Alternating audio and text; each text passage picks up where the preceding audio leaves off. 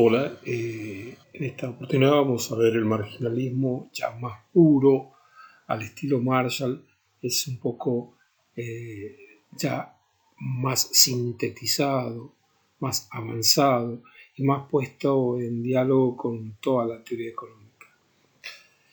Los marginalistas que vimos, Jevons, Menger y Walras, dieron un puntapié inicial para marcar la importancia de la utilidad marginal, pero su propuesta tenía muchos baches. No podía dar cuenta de la teoría de la distribución, salario, renta, trabajo. No podía dar cuenta de los costos de producción, del valor, de la teoría del valor. Bueno, Alfred Marshall logra resolver esta cuestión. ¿De qué forma? Retomando cuestiones de los llamados economistas clásicos, Adam Smith, Ricardo en su versión de Stuart Mills respecto a los costos de producción, y le suma una modificación de la teoría de los marginalistas, avanzando mucho en ese sentido y logrando la aceptación de todo el círculo económico. Ese tibio reconocimiento que tuvieron los primeros marginalistas, ahora con Marshall, ya en 1892,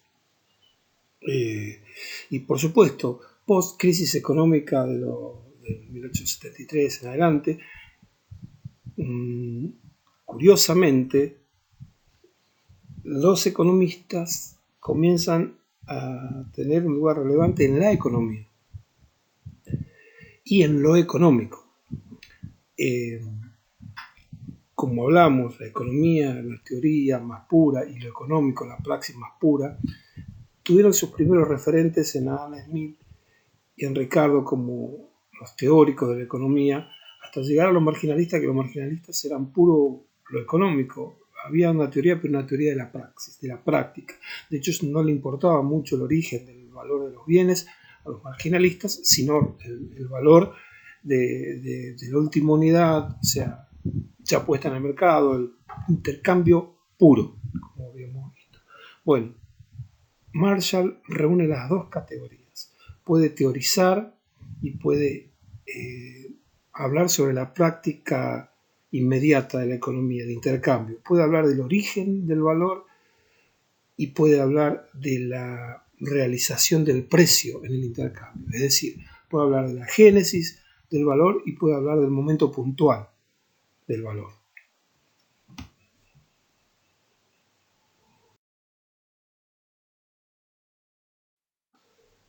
Bien, como decíamos, Alfred Marshall combinó el sistema clásico de la teoría de los factores de producción, de los costos de producción, y la teoría del intercambio puro, los marginalistas. Pudo tomar y sintetizar y profundizar aspectos de uno y de otro.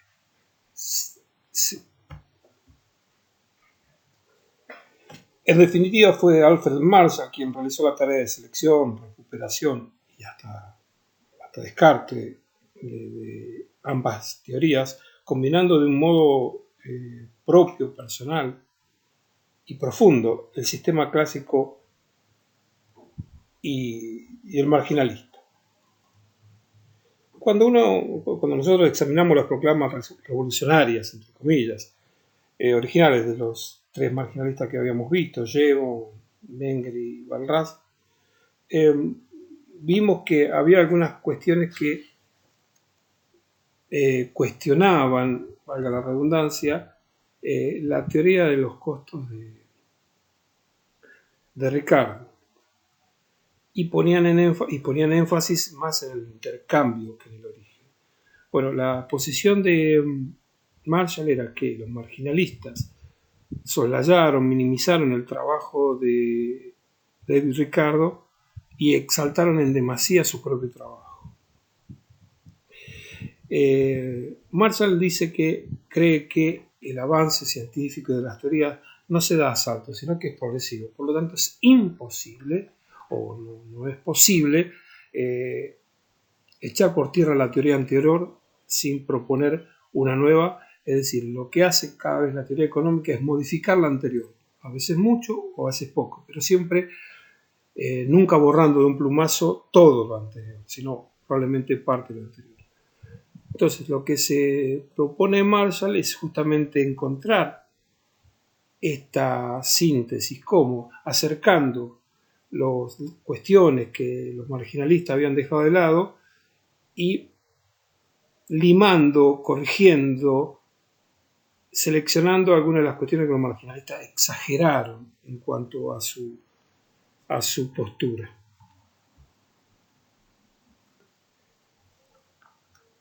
Recordemos un poquito que, en definitiva, qué dice cada teoría de manera muy resumida para entender una vez más de lo que estamos hablando.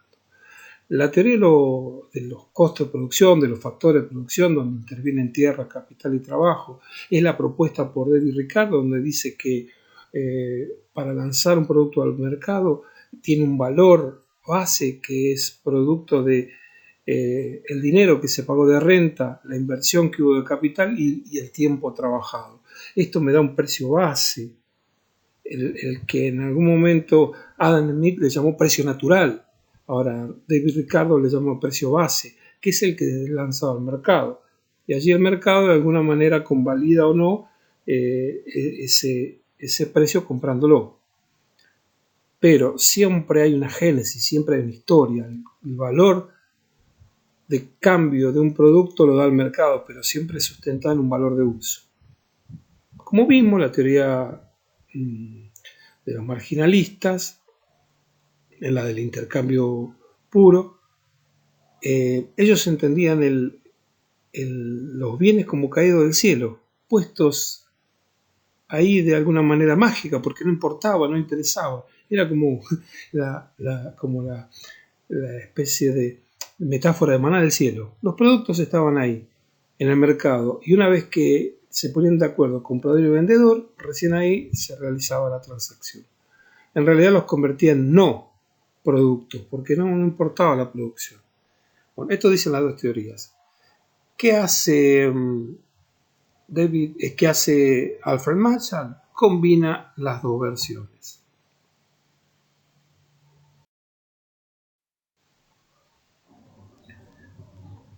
Para entender un poquito de la cuestión que estamos hablando.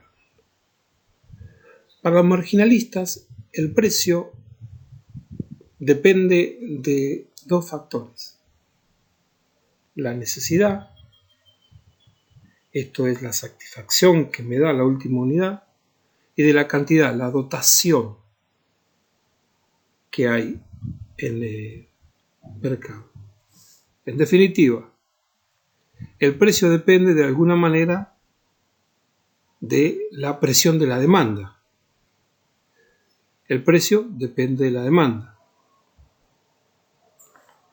Pero ya vimos que tenía como condición que la cantidad esté fijada de antemano, que haya una cantidad fija. Ahora, para la teoría de los costos de producción, la oferta depende del precio. Entonces, se produce una paradoja tipo huevo y la gallina. Si el precio depende de la cantidad que me van a comprar y el precio depende de la cantidad que yo oferto, ¿qué va primero? Recuerden que la dotación de bienes tiene que estar en el mercado puesto. La paradoja es ¿cómo voy a producir? Justamente para Marshall, la contribución de los marginalistas se limita únicamente al estudio del fundamento de la curva de demanda con pendiente negativa. Lo que ocurre es que los marginalistas fijaron toda su teoría en esa curva, que si bien por sí misma es verdadera, es importante, o por lo menos explicativa, no comprende la explicación total del precio. Es una parte. Como decía, si Marshall le reconoce el descubrimiento de los marginalistas, es porque la curva de demanda con pendiente negativa deriva del principio de la utilidad marginal, ¿no? Decreciente, la utilidad marginal decreciente. Y es importante en el precio de mercado. Ahora, el precio de mercado es el precio final, es el proceso final. Hay un proceso previo que es la producción y en eso interviene la oferta.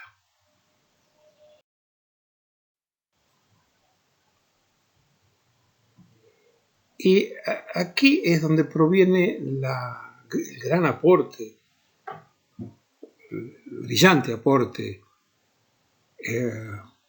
de Marshall. Pero pongo énfasis que es una solución teórica. ¿Por qué? Porque ¿de qué depende el precio? De la oferta. Pero ¿de qué depende la oferta?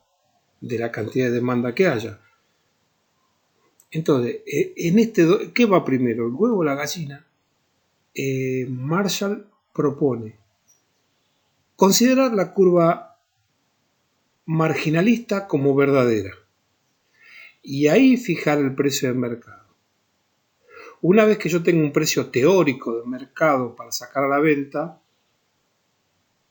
observo la mecánica de la oferta y la demanda llevando productos al mercado. Una vez que llevo esos productos al mercado, porque yo ya tenía prefijado el precio de la demanda, retroalimento y corrijo.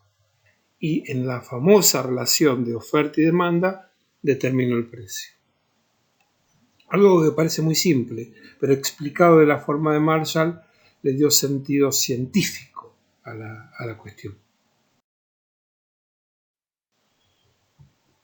Ahora, hay una segunda paradoja, que es, los bienes intermedios no son consumidos inmediatamente, por lo tanto, no tienen utilidad marginal, pero tienen un precio. En ese caso, para Marshall, los precios dependen de los costos de producción. Ahora, lo que yo voy a prever desde la demanda, desde la posible demanda, es la cantidad de producción, pero no el precio. El precio con el que yo lo voy a lanzar al mercado es una relación entre lo que me costó realizarlo y la tasa de ganancia esperada.